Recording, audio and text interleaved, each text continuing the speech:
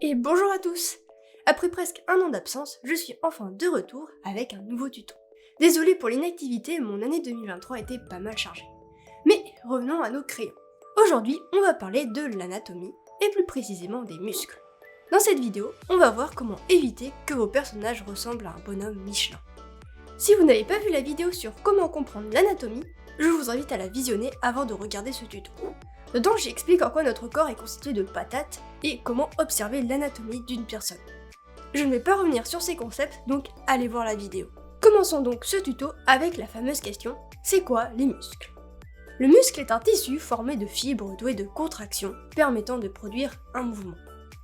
Je ne vais pas vous faire un cours de SVT, sachez juste qu'un corps c'est un squelette, on fout des muscles dessus et on ajoute la peau. Et accessoirement des habits si on ne souhaite pas que Jean-Michel soit nudiste. C'est très grossier comme description, mais disons que ce sont les 3 couches du corps qui nous servent pour dessiner l'anatomie. Nous allons donc nous concentrer sur les muscles. Dans la définition, on nous dit que les muscles sont formés de fibres. Cette idée de fibres va nous permettre de comprendre la forme de nos muscles. Regardons cet exemple. Analysons les muscles du bras. Si on veut être précis, les muscles ressemblent plus à des oignons que des patates. Tous les muscles ont des fibres qui vont nous donner une direction. Ces fibres nous permettent aussi de nous rendre compte du volume du muscle.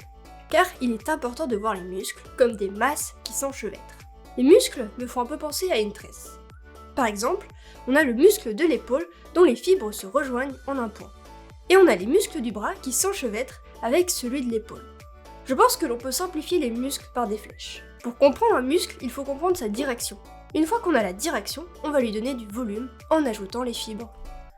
Pour revenir sur cette idée d'enchevêtrement, une bonne illustration est le buste. Si on observe le buste de ce bodybuilder forcefoyant, on peut voir les pecs du monsieur au premier plan, les épaules et les bras, et on voit les muscles dorsaux qui viennent de derrière les épaules et les pecs. C'est parce qu'il faut voir les muscles comme des masses qui se superposent.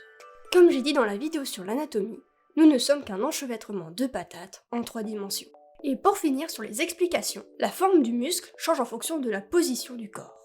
Par exemple, si vous tendez votre bras, votre biceps est tiré. Si vous le refermez, il se contracte. C'est comme une corde. Si vous la tirez, elle va être droite. Si vous rapprochez les bords, elle va se recourber.